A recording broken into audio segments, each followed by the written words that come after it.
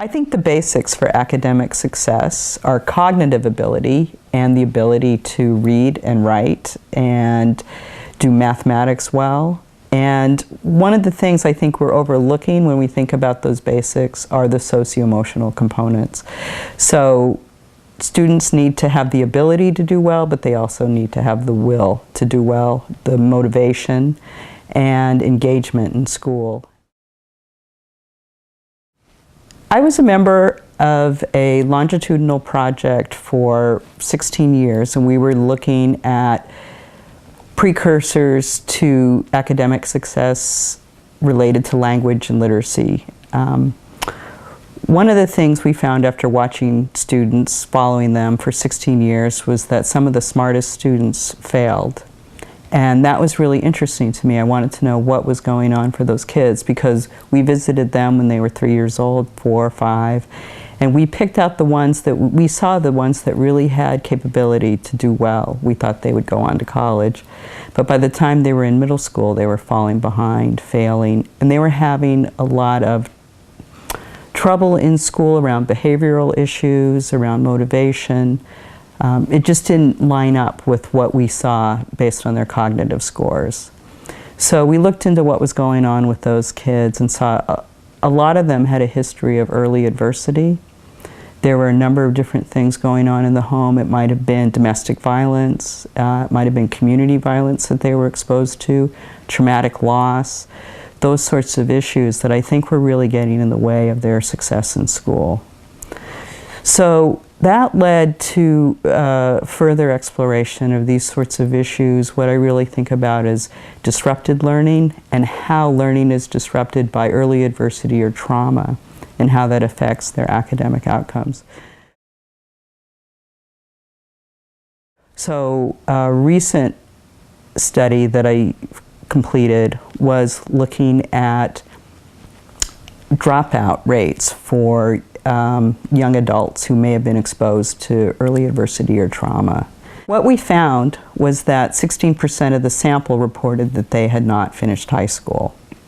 And when we looked at that, we saw that having some sort of early traumatic experience, such as traumatic loss, being exposed to domestic violence, having experienced physical or sexual abuse, those sorts of things were all highly correlated with substance abuse and conduct disorder.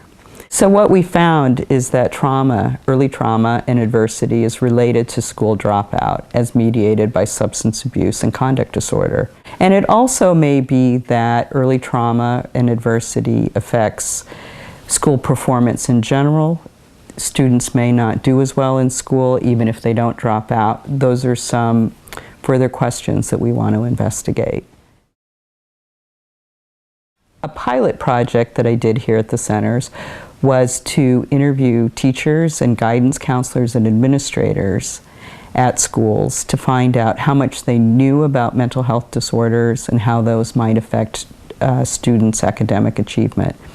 And what I found was that teachers and administrators and counselors were certainly very interested in those issues and how they could learn more, but they really didn't receive much training. So I think one way we could help kids is to think about how to give those supports to school staff, how to do more trainings that are more targeted around the links between mental health and academic achievement, some of the things that might get in the way. For instance, one of the things we're still investigating are what are the mechanisms of the way that trauma and adversity might affect learning. And some of the things I'm hearing from students in doing this research might be concentration, inability to stay focused on topics. It might be intrusive thoughts where students really can't pay attention in class because they're thinking about the things that are weighing on their mind, or the trauma or any other experiences that they might have had. The other thing that happens is that these kids might have a lot of anger. This is what I saw with students in the longitudinal study. So a child who might have experienced loss or might be exposed to domestic violence or those sorts of things might have a lot of anger, and that comes out in the classroom. and that child is very disruptive. With a zero tolerance policy, they often don't get enough support, but they often get suspended or expelled. So there are a number of therapeutic strategies that can be used with children and adolescents who have experienced trauma. One of them is cognitive behavioral therapy, or CBT, and that's been successful in helping children, adolescents and adults, work through trauma and begin to work more positively in different tasks in their life. Some of the more recent work I've done has been involved in school mental health programs, looking at outcomes for students who are in a CBT study.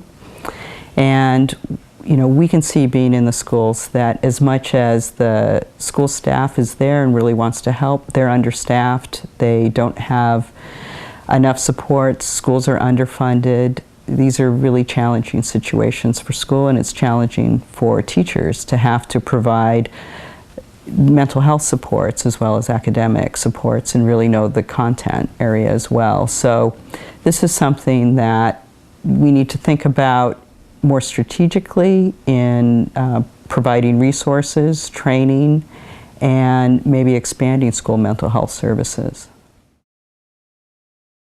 National estimates for dropout rates range from around 9.5% up to about 30%, depending on the source providing the information.